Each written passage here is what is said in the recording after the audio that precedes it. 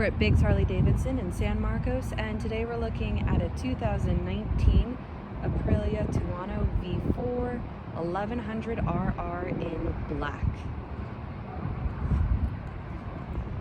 First thing I noticed after riding this bike is it stops on a dime.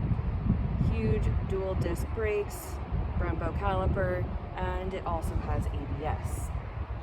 We have the RNG frame sliders, aero exhaust, it sounds mean, and then we have ABS in the rear as well.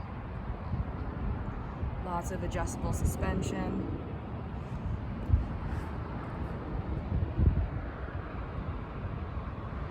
We've got the bar end mirrors as well.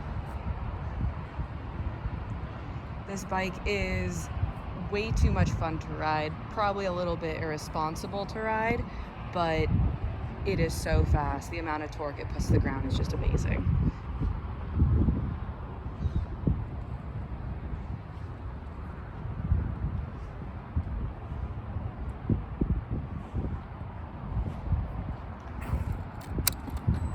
Lots of options on the dash. More than I even know about, but the big important one, the odometer, 1,633. Cut off switch.